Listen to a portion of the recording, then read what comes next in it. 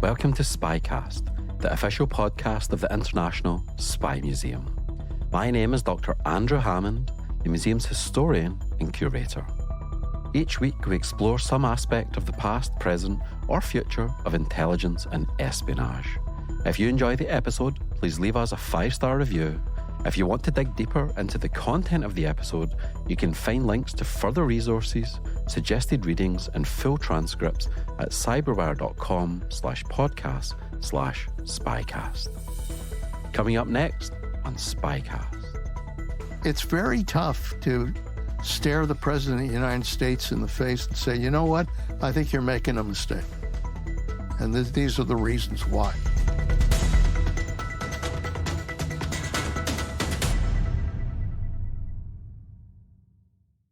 This week's guest is former CIA Director Leon Panetta.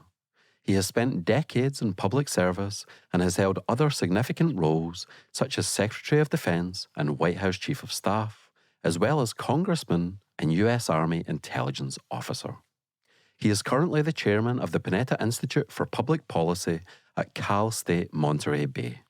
He was an absolute pleasure to interview.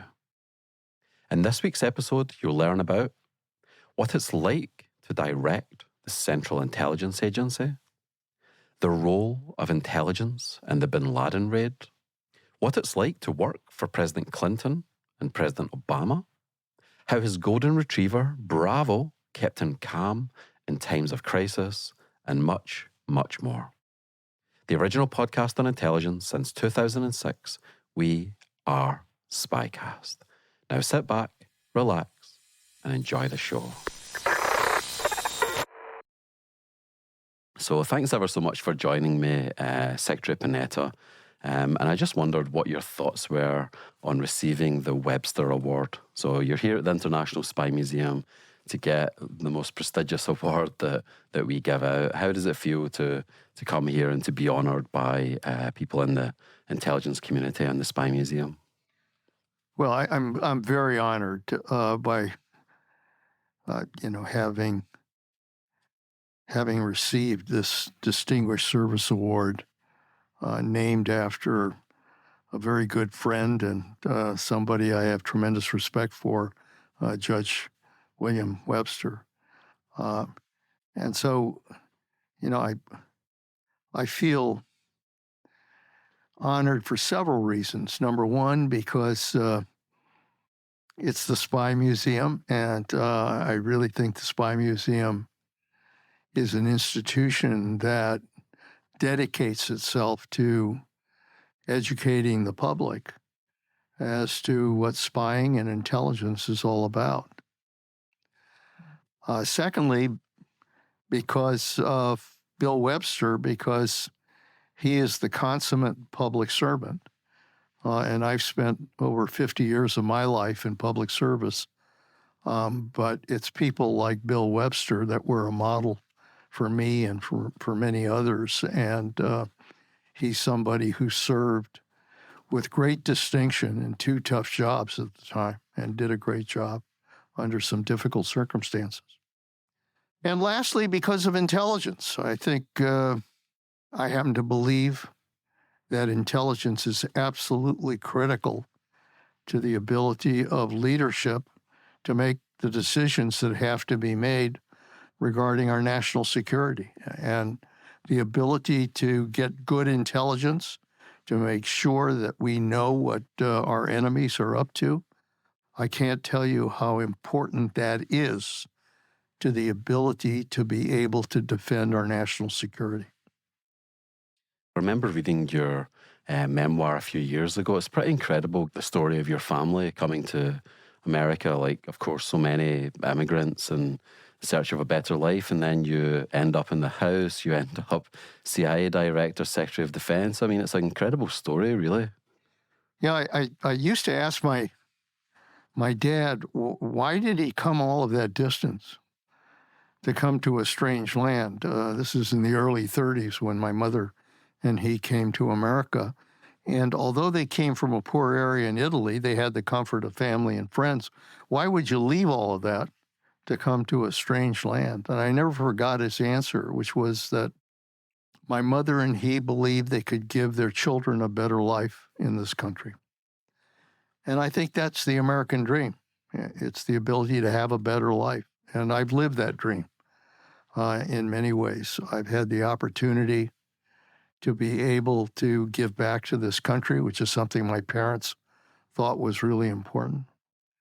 And I've had the opportunity to serve in a lot of different positions in government, from Congress to the administrative branch, to CIA, to Secretary of Defense, to being Chief of Staff to the President of the United States. So I've really had a lot of great jobs that for me were important in terms of not just serving this country, but I think the whole purpose of public service is to give people a better life and be able to enjoy that American dream. I mean, in the world of intelligence, the reason it's important is because it provides security for people so that they can have access to the American dream. And so I can't tell you how awestruck I've always been by the symbols of our democracy. I can remember as a member of Congress walking across the street at night with the Capitol all lit up and saying to myself, I'm the son of immigrants, but here I am, a member of Congress, and voting on behalf of the American people. And sometimes when I was Chief of Staff to the President, I'd be alone in the Oval Office, and I'd look around and say, my God, here I am, the son of Italian immigrants, in probably the most powerful place on the face of the earth. I always felt that it was a reflection of this country's ability to say to anyone, you have a chance to be the best. Mm. You mentioned there the role of educating the public in intelligence, and I just wonder, as someone who's been a public servant who got involved in intelligence back in the 60s as an army officer, how important is it for the public to be educated about intelligence? MI6, for example, didn't even officially exist until 1997, but last year the director of MI6 set up a Twitter account. So we've kind of came a long way in terms of intelligence's relationship to the public. So I just wondered, in this environment we're in now, how important is it for the average person on the street to understand what actually is going on, of course, to the level that they're able to understand it? I think it's extremely important for people to understand the importance of intelligence. And look, I know most people's relationship to intelligence is going to a James Bond movie or watching something about, a CIA agent doing some crazy thing. Or, I mean, there are programs that try to deal with those that are supposedly involved in intelligence. But I have a feeling that most people take intelligence for granted. They understand that, for example, in a war, the military has to be able to perform and to defend the country and put their lives on the line. But I don't think what they understand is that in order for the military to do the job of protecting our country, they absolutely need good intelligence. If they have good intelligence on their adversary, if they have good intelligence about where targets are located, if they have good intelligence about where the enemy is located, then that, more than anything else, gives them the opportunity to be successful on the battlefield and be successful in defending our country.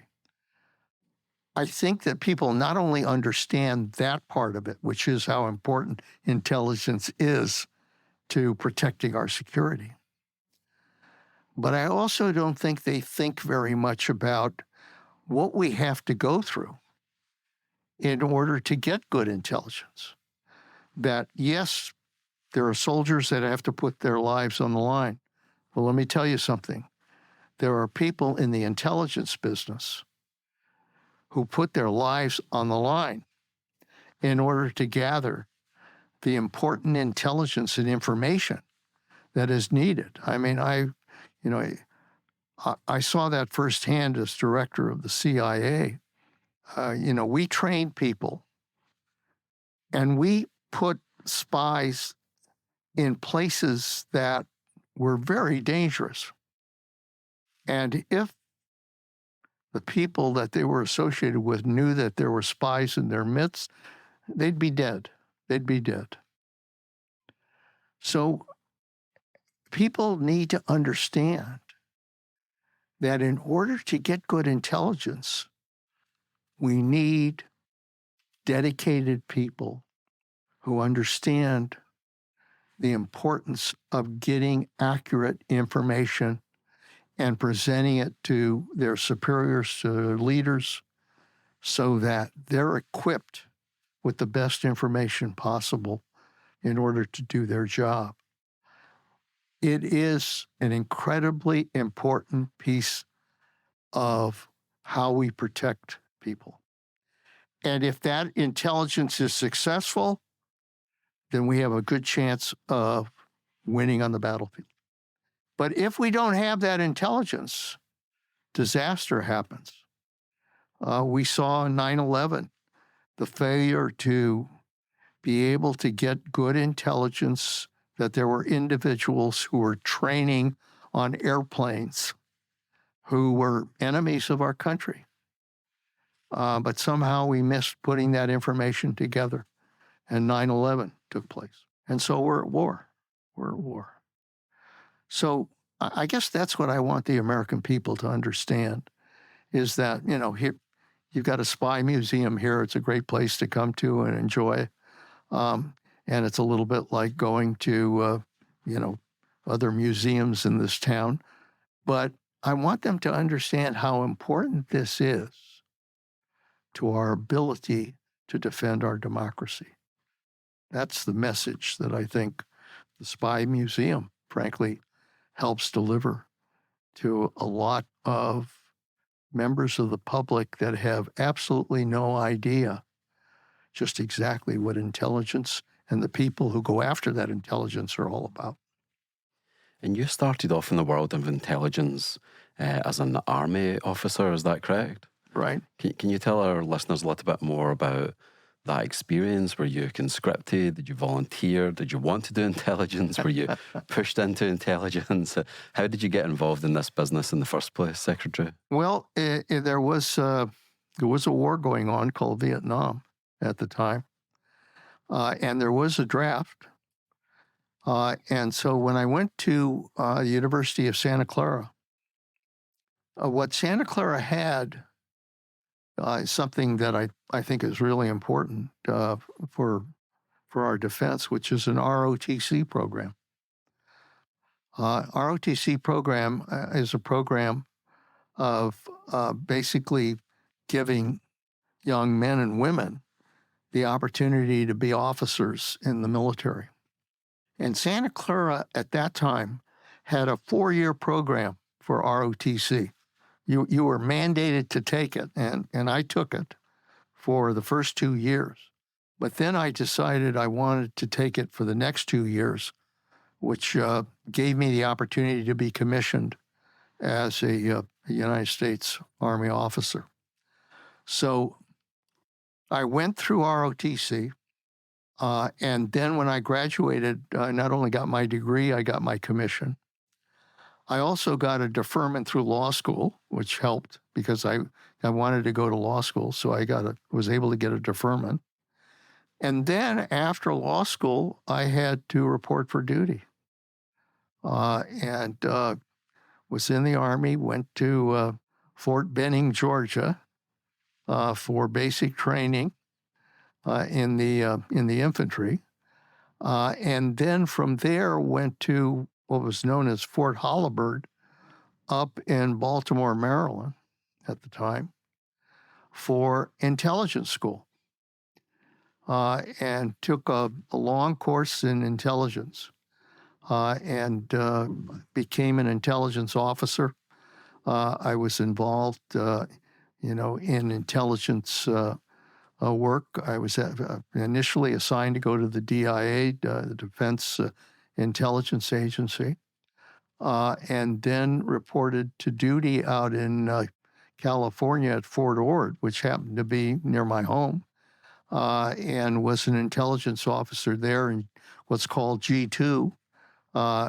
And what I did at the time as an intelligence officer was to basically provide briefings to these young men and women, largely men, but men and women, who were being trained for the battlefields in Vietnam. So I had the opportunity to give them briefings on intelligence briefings as to what Vietnam was all about, what kind of enemy they had to deal with, what was going on in that war. And I did that for 2 years, and then was able to get my discharge. And I went from being an officer in intelligence to working as a legislative assistant to a U.S. senator in Washington. But as an officer, it was a different time when it came to intelligence.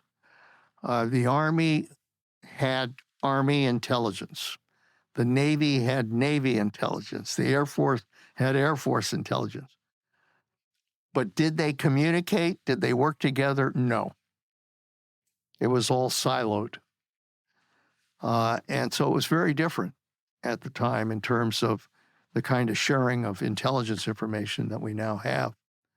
But I think I realized as an Army officer that it was really the first time I put my arms around intelligence as being important to being a good warrior. If you're going to be able to be a warrior, you better damn well have good intelligence. And that I never forgot. I had a colonel who was head of G2 who basically said, Leon, the reason you're here is to make sure that people know where they're going, why they're going, and how it all relates to protecting our country. Did that briefing involve giving the soldiers an appreciation of the international system? Here's why we're going to Vietnam. Here's why the Army's doing what it's doing. Here's U.S. policy and so forth.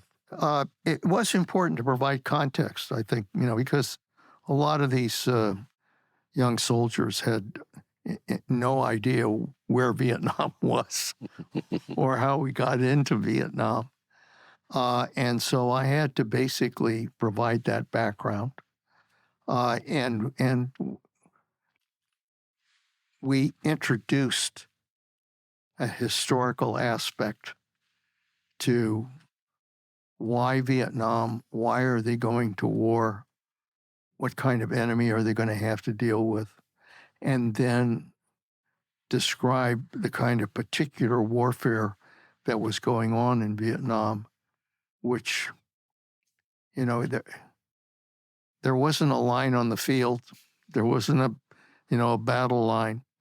It was totally involved with guerrilla warfare, coming at you from a lot of different directions, and trying to be able to understand an objective. What's my objective? It was much more difficult to paint that picture in Vietnam than it was in other wars that we fought. But what we really tried to do was to make them understand that they had to have a sense of why they were there and what was that bigger picture. And I have to tell you that even at that time, there were young soldiers who were basically saying, why the hell are we going to Vietnam? What's the reason we're involved in Vietnam? And I had to struggle sometimes to provide that answer. But that was my job.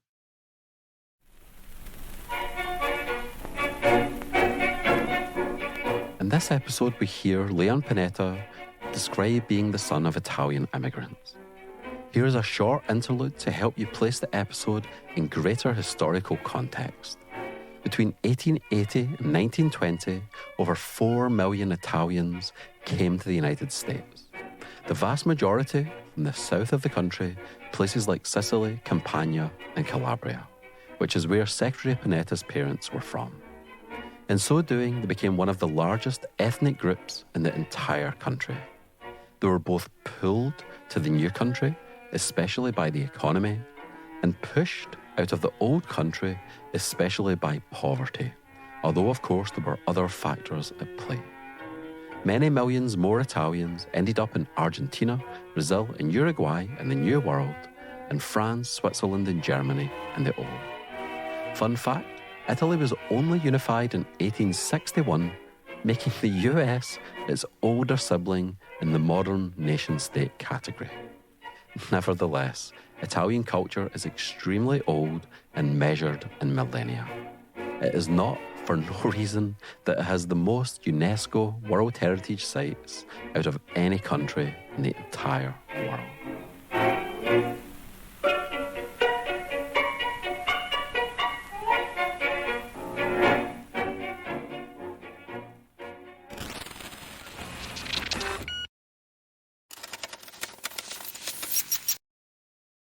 And I would like to come to your time in Congress and some of the other positions that you have, but just like hearing you speak there, it sort of fascinated me thinking about the life of Leon Panetta and then mapping that onto the history of American intelligence.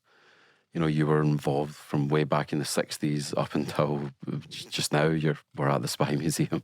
So that's a whole lifetime that maps onto American intelligence. You know, this is a huge question, but what are some of the major things that you've seen? Because you've seen it across time, but you've seen it from lots of different vantage points. Yeah. The Oval Office, yeah. the out at Langley, the Pentagon. What are some of the major changes? I've heard you discuss previously things like cyber and, you know, the transformative effect that had, current domestic political divisions and so forth. But if you were looking at the movie of American intelligence through the lens of your life, like what changes do you see taking place? Yeah, I mean, it obviously started as an intelligence officer getting a sense of the intelligence of why we were at war and trying to pass that on to those that were going to go to war. And there's a much more narrow focus to that. When I was elected to the Congress, that's when I was exposed to really intelligence analysis and the importance of analysis, because, you know, we were dealing with all kinds of crises during the Carter administration, dealing with the whole issue of what was happening in Iran and understanding what was going on and getting briefings from intelligence officials as well as White House officials as to why the hostages had been taken and how do we, go about retrieving them. And then, obviously, in the Reagan administration, President Reagan made the decision to go to Panama, to go to other areas. What was behind that? Because now I'm in Congress. I have to cast a vote as to whether or not, we should go to war, or at least whether or not I'm willing to fund whatever the president decided to do in terms of a war. So getting those intelligence briefings, why this was happening, why we were going, how we were going to be able to accomplish it, that was my exposure to that larger intelligence presentation. And that was true certainly in the Bush administration, in particular when we went to war in Kuwait. I mean, we are really talking about mobilizing the country and then going to war and understanding that, understanding why we had to do it, understanding how the military was going to be able to accomplish this goal, did not only involve intelligence briefings, but military briefings about how that war would be conducted. So, in my history in the Congress, I really had the opportunity to see that bigger picture about the role of intelligence, the role that it played in leadership decisions that determined whether or not America would go to war or not. And then, obviously, going from that experience, I went to the White House and became chief of staff to the president and was directly involved in what's called the PDB, which is the president's daily brief on intelligence, and sitting in the room with the president and hearing intelligence analysts presenting threats to the United States and making the president aware of where those threats were coming from. So that was a very different experience because, that kind of went to the heart and soul of why we needed intelligence, because here is the president of the United States who's elected to lead the country. And what's happening is you're presenting the president of the United States with all of the threats that are out there, and it's his responsibility to deal with credible threats. I can't tell you how many times, I don't know if you ever looked at a PDB, but it can be, I understand why there are some presidents who don't even want to read the damn thing because it can make for a depressing reading because you're learning about every threat that's out there that could potentially blow up on you. There can't be a better way to ruin your cornflakes and coffee, can there, than getting a PDB? No, absolutely. And then, when I became a CIA director, I'd get that briefing, and I'd get in the car, I'd open the book and start reading. And by the time I got to CIA headquarters, I was ready to tell the driver, why don't you turn around and go back? Because I knew what I'd have to face. I would have started faking motion sickness or something. I can't read in the car. Yeah. So and then as Secretary of Defense, I'm now somebody responsible for deploying young men and women into harm's way. And I have to make sure that I understand why I'm doing that. What's the intelligence? Tell me. What are they going to confront? How many troops do I have to send to an area of the world in order to make sure that we're defending our country? And I really understood in that position the life and death issues that you have to confront when you're in a leadership position. And without question, intelligence became much more critical to my ability to do my job. And out of all the presidents that you've seen, I find it quite interesting, they're the ultimate user in many ways.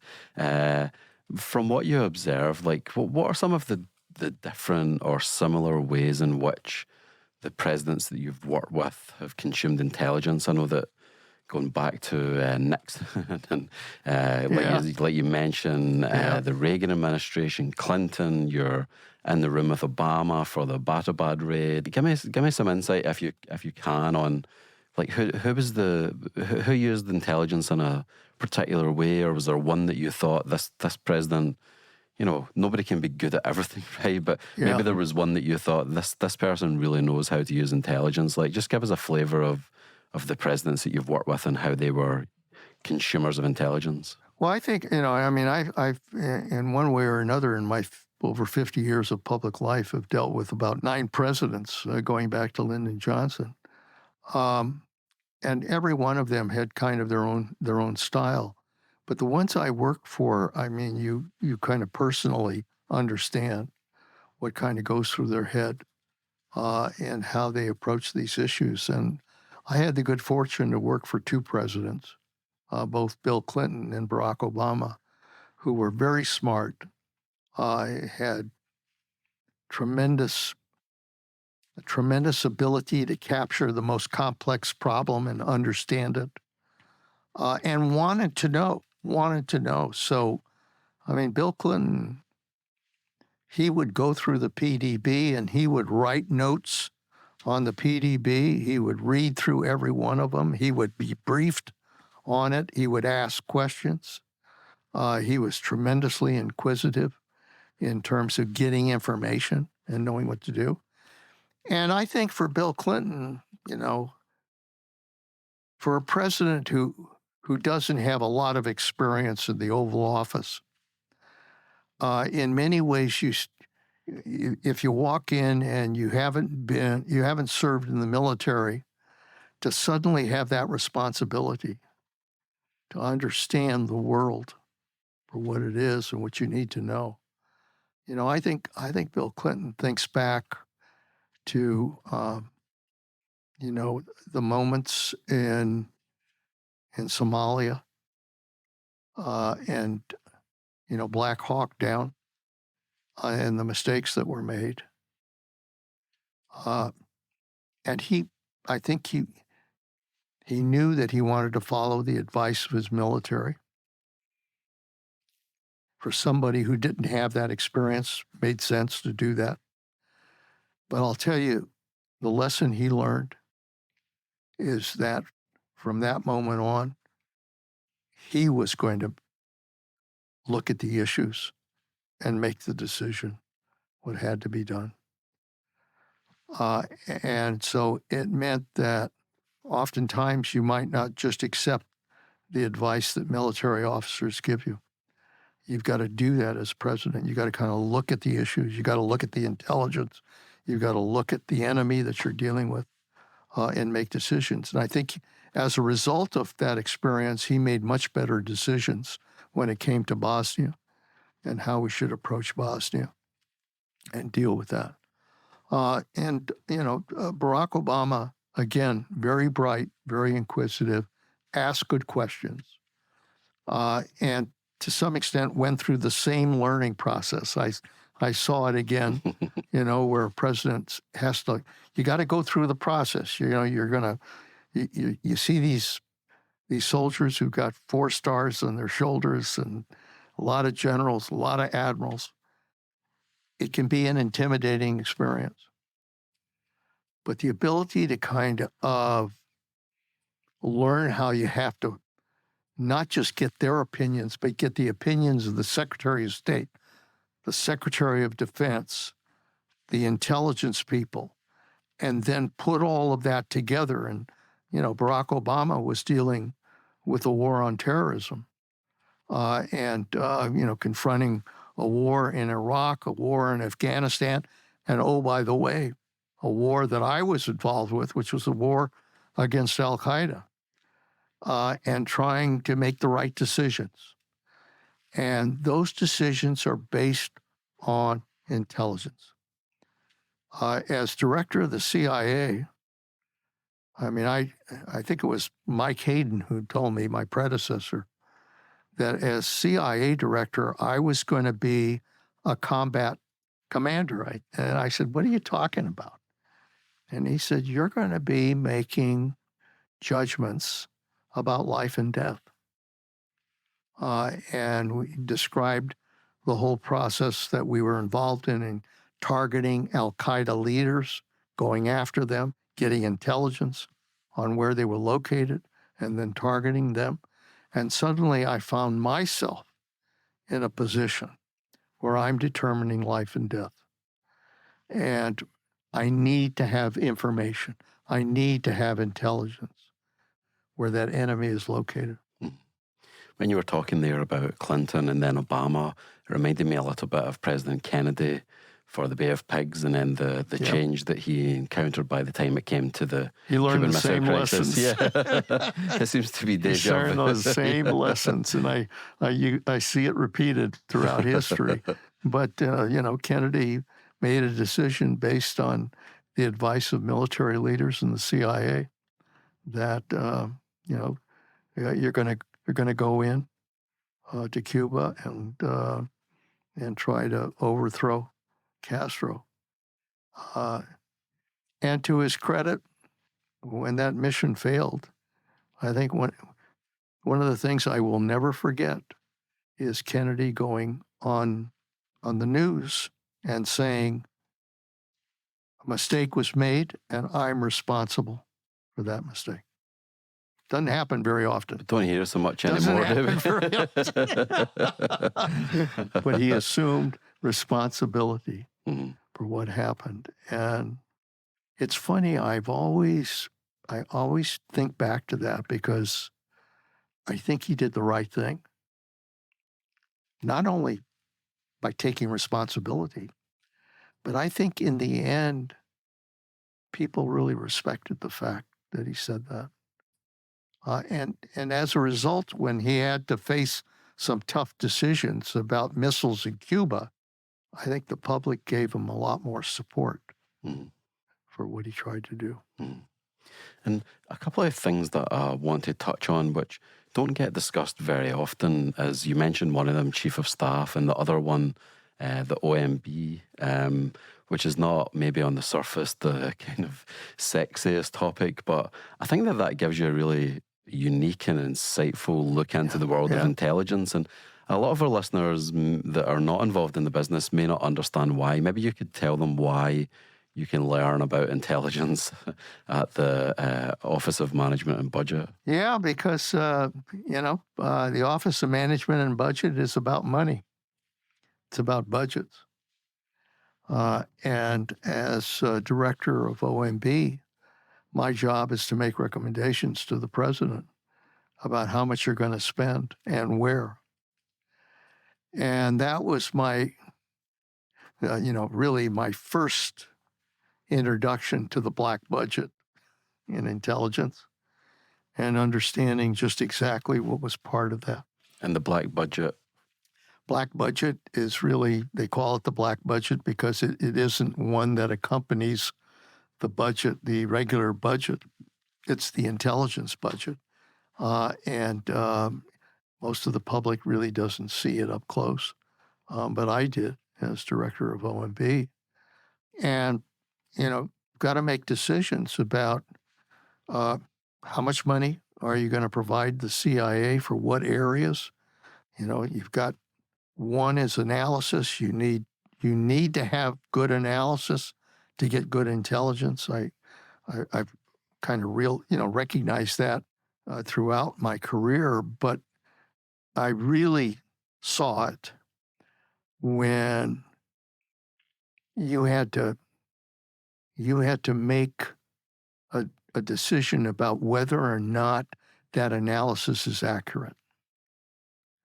Because, there are people out there, they're getting intelligence, they're feeding it back, but it's the analyst that has to put it together and say, this is what all of this means.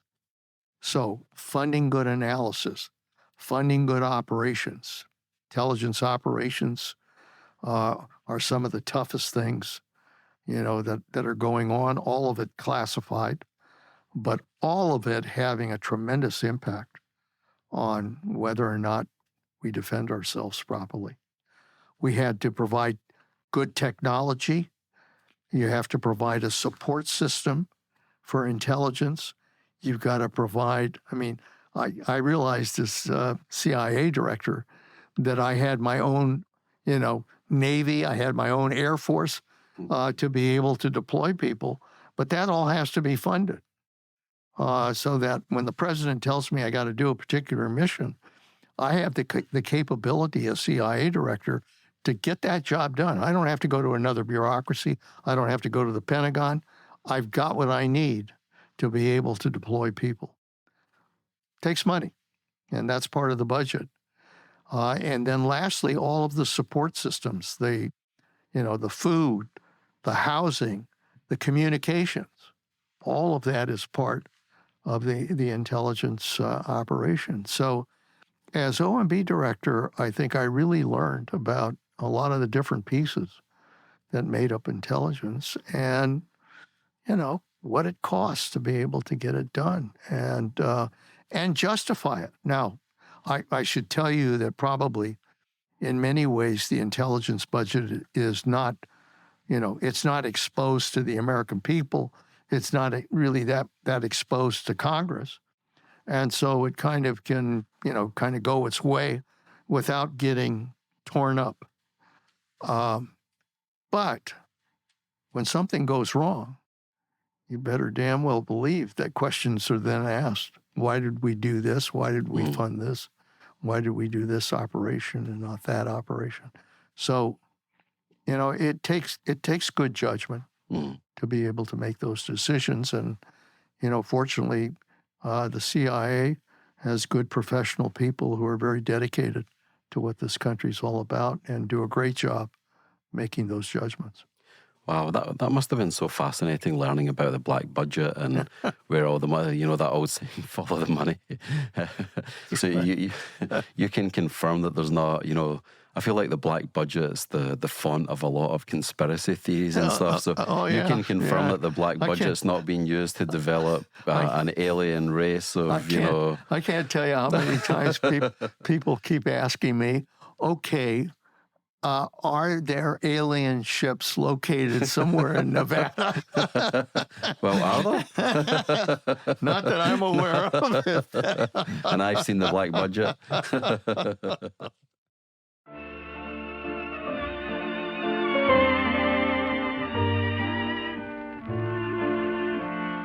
The Strait of Messina divides mainland Italy from Sicily. Calabria, the toe of Italy, almost touches Sicily to its southwest. At its narrowest, the strait is under 2 miles wide. You can even sign up to do an open water swim between them, but you will need a doctor's certificate that you're up to the job since, while not the most dangerous or difficult open water swim, like say swimming from Cuba to Florida or the length of the Amazon, it has been known since antiquity for its dangerous currents. The strait essentially divides the Tyrrhenian Sea to the west of Italy from the Ionian Sea to the south of Italy. This passage is mentioned in Homer's Odyssey, Virgil's Aeneid, Apollonius of Rhodes' Argonautica, and more prosaically, Operation Husky, the Allied plan for the invasion of Sicily. The town of Messina is at the far northwest of Sicily and a major port. After Patton and Montgomery's armies landed on Sicily, they would both race to be the first to Messina, thereby securing victory across the entire island of Sicily for the Allies. If you don't know who won that race, you should go and look it up.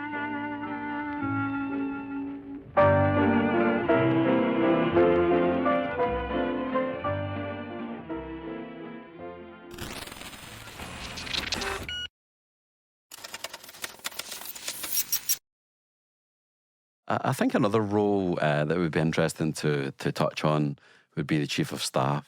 So people out there, they'll think of the Chief of Staff from the movies or from what they've learned, and they think of a gatekeeper, an enforcer, an advocate for the president, a kind of guard dog, if a way, making sure that people are not trying to do an end run around the president. You sit in on the briefings, you'll have to liaise with the intelligence.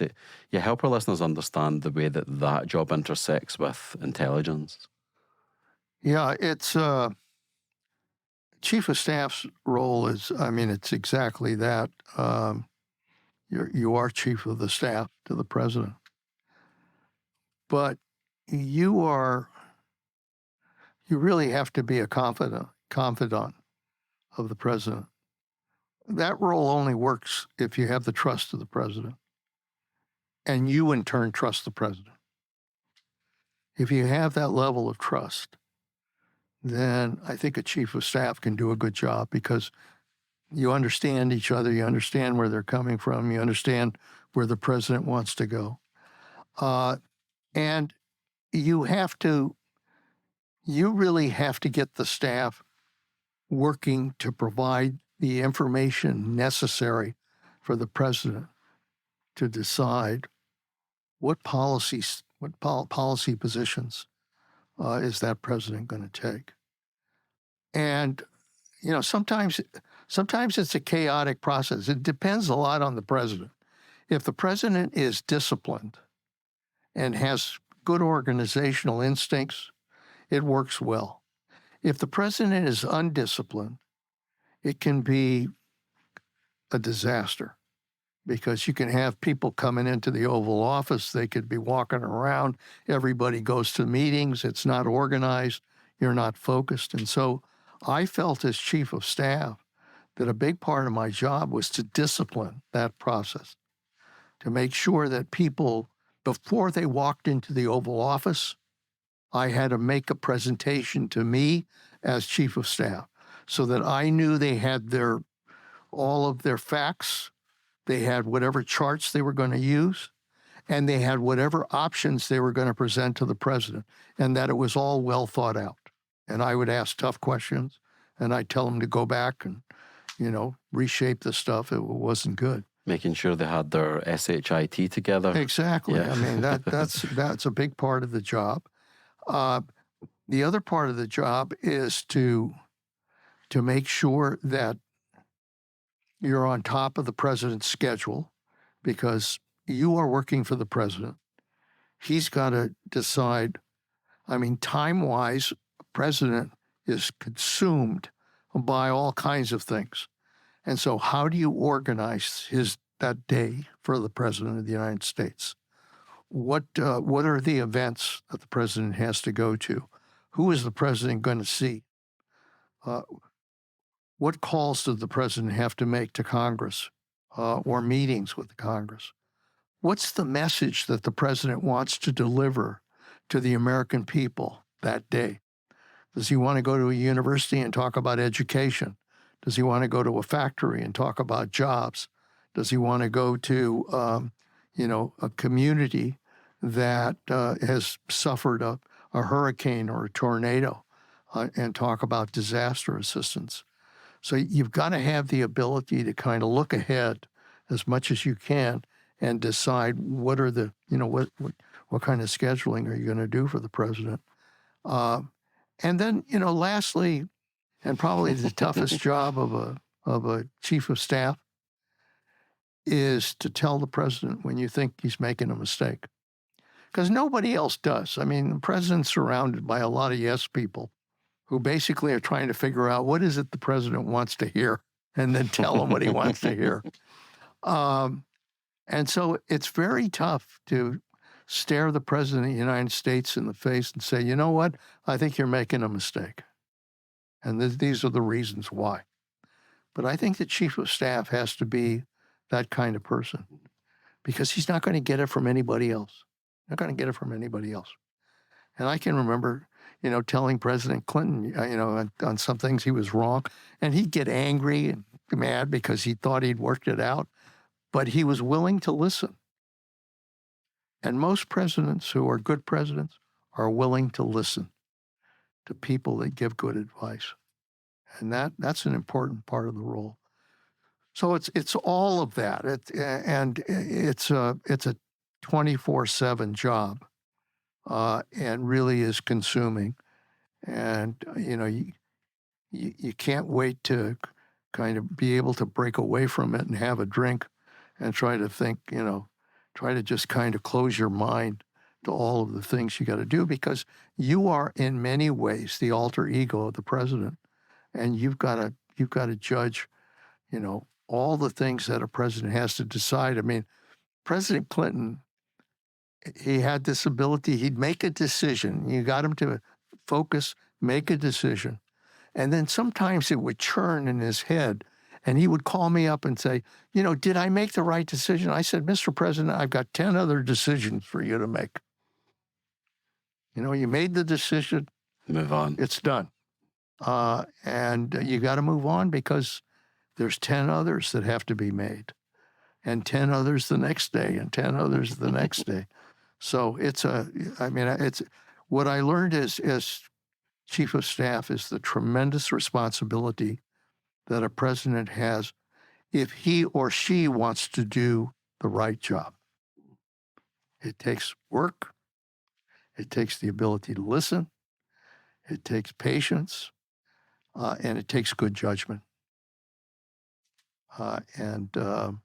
You see all of that in living color I've listened to lots of other interviews where you talk about being the CIA director and the Secretary of Defense, but you don't hear so many people talk about being at the OMB or the Chief of Staff. But I think that That's true. they're kind of interesting what you can learn. And I mean, just really briefly on this, we don't need to get too into the weeds, but intelligence during the Clinton presidency, that joke about the plane that lands in the White House grounds, that's the CIA director trying to get some FaceTime with President Clinton. And then there's this other the idea that Clinton was very brilliant and he had tremendous grasp of detail and there were lots of strengths, but he was relatively undisciplined and would be staying up late at night eating pizza with staffers and stuff. Like, we don't need to get too into all of that, but what was it like for you? You were there. I'll just tell you one story.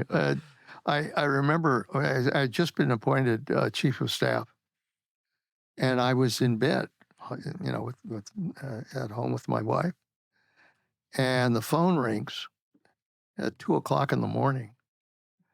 And it's President Clinton. And I said, yeah, Mr. President, what can I do for you? And he said, are you watching Fritz Hollings on television, on C-SPAN? He's on C-SPAN. I said, really? He says, yeah, he's talking about the budget. And I said to him, Mr. President, nobody in the country is watching Fritz Hollings talk about the budget at 2:00 in the morning. Nobody. I said, and you know what? You shouldn't be either. You need to get rest. Okay. That's quite funny. So Abbottabad, this could be a whole other podcast on its own, but really, yeah. But I just wondered, is there anything that you can tell our listeners about that raid that's not common knowledge? And of course, not something that's going to get you in trouble or whatever. But is there anything about that raid that's not common knowledge, or that you think is particularly misunderstood when you hear people discuss it? Talk about intelligence and the importance of good intelligence. That was particularly true with the raid to go after bin Laden. First of all, getting the right intelligence on where he was located, which is something we hadn't been able to do for 10 years, and being able to identify the couriers, and then being able to find those couriers and then follow those couriers to Abbottabad, when they pulled into that compound, which was a huge compound, had 18-foot walls on one side, 12-foot walls on another side, barbed wire at the top. That's what the lights went on, because we were wondering why this huge compound, and this mysterious family was living on the 3rd floor.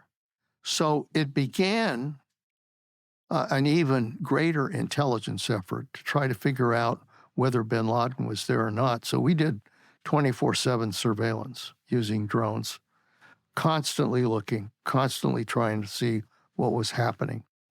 And I'll just describe one incident that I think most people don't know about, but we saw this individual who would come out and walk in circles in the yard there and then go back inside, like a prisoner in a prison yard. Go out, walk in circles for about 20 times, and then go inside. And I remember saying to the CIA, I said, for goodness sakes, that could be bin Laden. It's an older gentleman, we think. I need to get a facial. Give me a camera, give me a telescope, give me something that can focus on facial identity of that person. And the CIA said, it's just really tough to do. We got 18-foot walls on one side, 12-foot walls on another side. We just can't get a good picture. And I remember telling him, I said, I've seen movies where the CIA can do this. Really? We all laughed. Okay. We all laughed about that. But they couldn't get a final, a picture. And so we never really knew for sure that bin Laden was there, but we had been able to piece together enough intelligence that we felt there was a good case, that he might be there.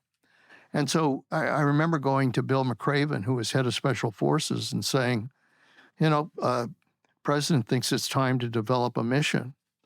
And Bill McRaven was very excited because, he's a Special Forces guy and looked at this as kind of, something that he'd been dreaming about doing.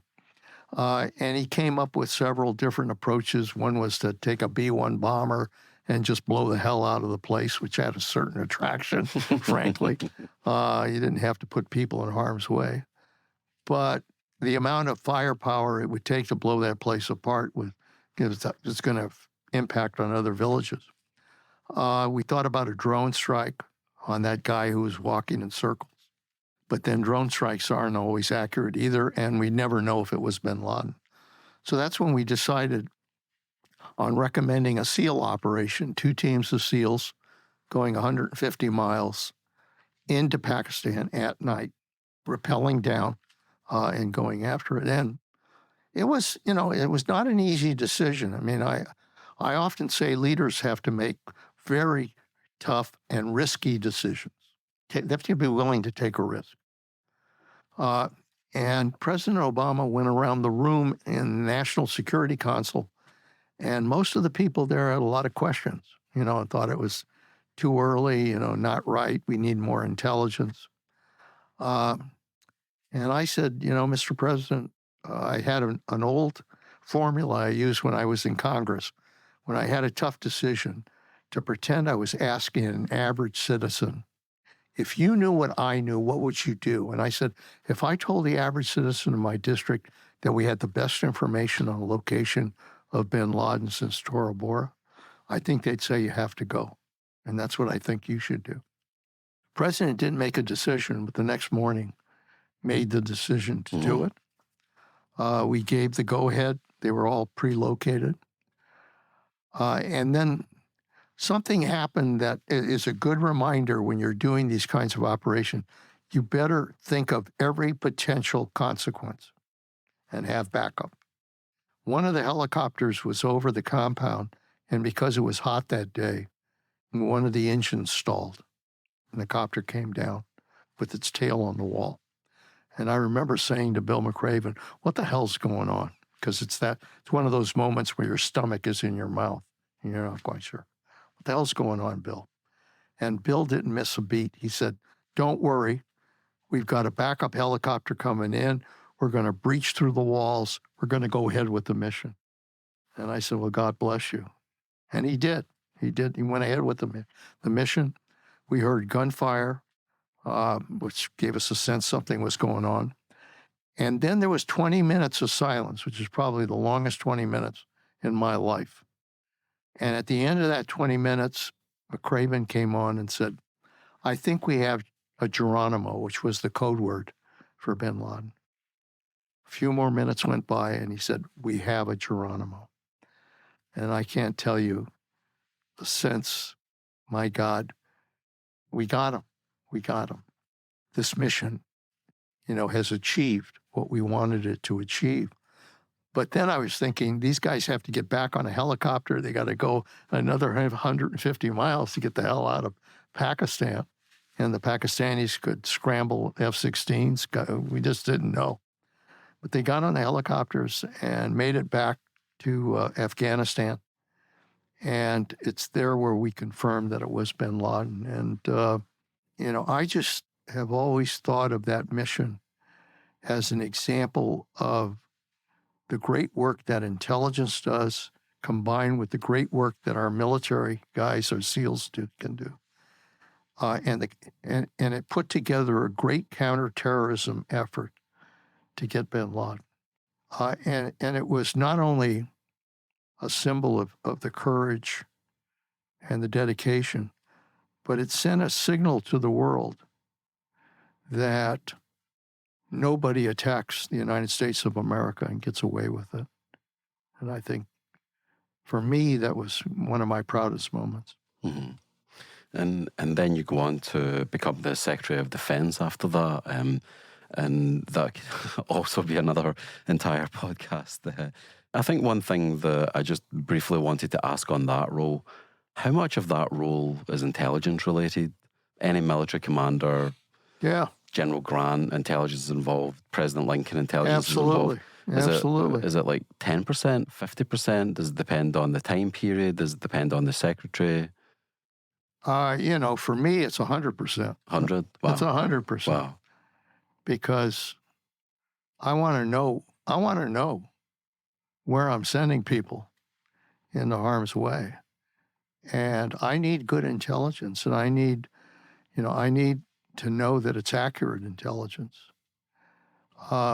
Otherwise, I'm not going to. I can't recommend to the president that we do a mission if I have some question about just exactly what's out there. And so, our ability to get good intelligence was absolutely critical to our ability to conduct any mission. Mm-hmm. I had kind of learned about that throughout my career, but as defense secretary, I recognized that it was absolutely essential to our ability to do a mission and to be able to make the decisions that this is what we have to do. Because if you have good intelligence, you can anticipate what the enemy is going to do, what the potential consequences are going to be.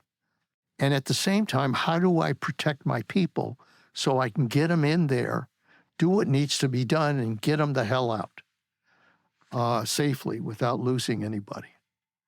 All of that is intelligence. All of that is intelligence.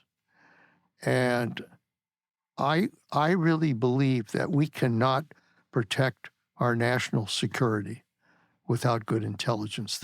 It's absolutely essential to our ability to make the right decision and then to accomplish the mission. It's kind of incredible to me just thinking about our conversation. You start off as a young Army intelligence officer. I'm sure when you were a young Army intelligence officer, you never thought that you would be the director of the CIA one day. So the intelligence part comes full circle, and then you're in the Army, and then you end up, I'm sure you never thought you'd be Secretary of Defense. That comes full circle. And then something that we spoke about before we went on air, you're now living in the farm where you grew up, and you've got vines that are about to mature, and you're about to make your own wine. So it's almost like that end of the story came full circle as well. What I should also mention is we have an Institute for Public Policy. And the mission of that institute is to try to inspire young people to lives of public service.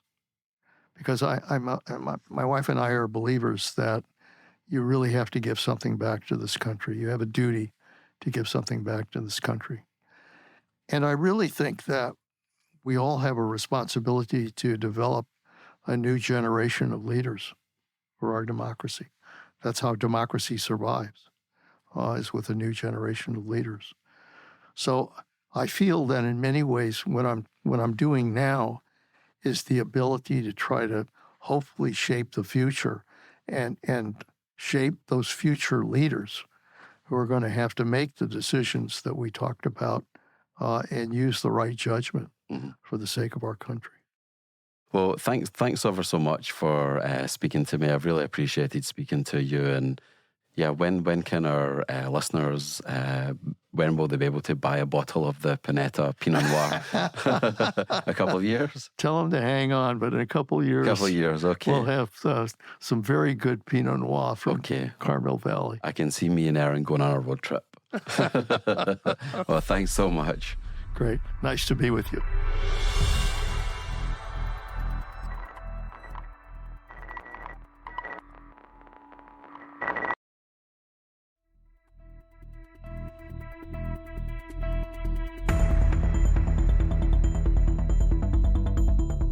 Thank you for listening to this episode of SpyCast.